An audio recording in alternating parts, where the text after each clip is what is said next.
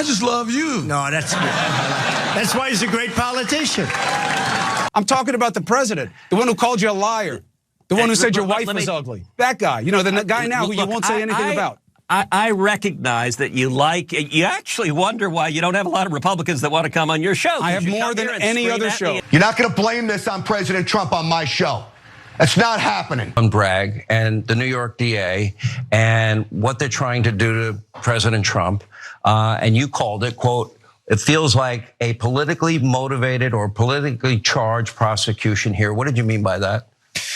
Well, look, I think what we're witnessing is what I call the criminalization of politics.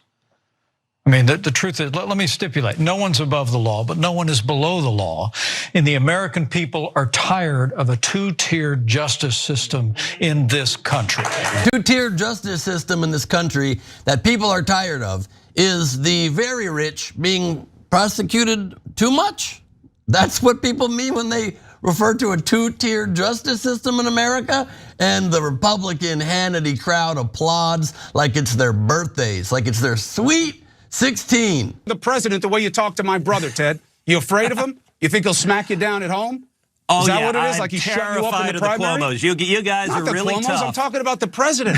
My brother's not the president. I'm talking about the president, the one who called you a liar, the one who said your wife was ugly. That guy, you know, the guy now who you won't say anything about.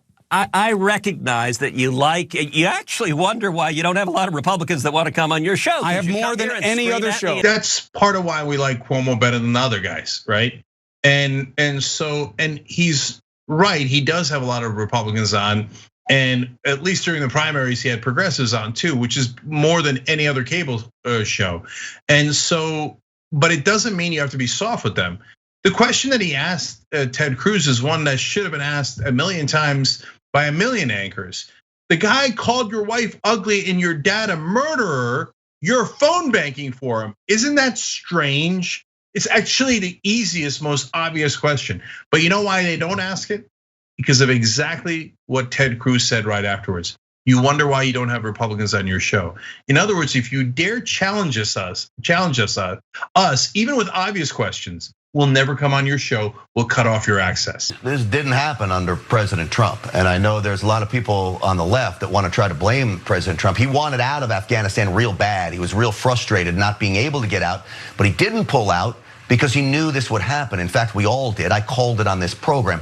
With due respect, Grant, I mean, like veterans, you know, being one, right? And our friends are over there. Right. We followed this closely from multiple administrations, and we know the Trump's administration's efforts here were fairly weak. That they were trying to limit the number of people that would get out, and so there was coordination problems. Joe, I'm gonna cut you. I'm already weak. I'm already low on time, Joe. Cut him off, please. Cut him off now. Cut him off now. You're not gonna blame this on President Trump on my show. That's not happening. Now I appreciate the work that you're doing. God bless you for being a veteran. God bless you for trying to get Americans out. But don't come on this program and take the talking points of the left and blame President Trump. That's not helping anybody. The Biden administration screwed this up from the very start. You know it, I know it, the country knows it. I'm mad about that, man, I really am. All right, we're gonna slow it down because we've got a real hero coming up. That man's a real hero too, he served. That was a catastrophe. Like, these guys are obsessed with Trump. They're in love. And would that guy defend his mother with that kind of rage? I doubt it. Like, I mean, that was the mildest criticism of Trump I have ever heard in my life. That the guy just said in passing previous administrations weren't great on this issue either, as he was hitting Joe Biden. I think that she actually appointed you, Tim. And think of it, appointed, and you're the senator of his state, and she endorsed me. You must really hate her. No, it's a shame. It's a shame. I just love you. No, that's why he's a great politician. And yet another chapter of grown men debasing themselves and turning on their friends in order to ingratiate themselves with Donald Trump as he humiliates them in real time. Tim Scott makes it abundantly clear that he wants that VP spot. So he has thrown his friend, Nikki Haley, someone who he actually shares a political ideology with, under the bus in an effort to make Donald Trump happy.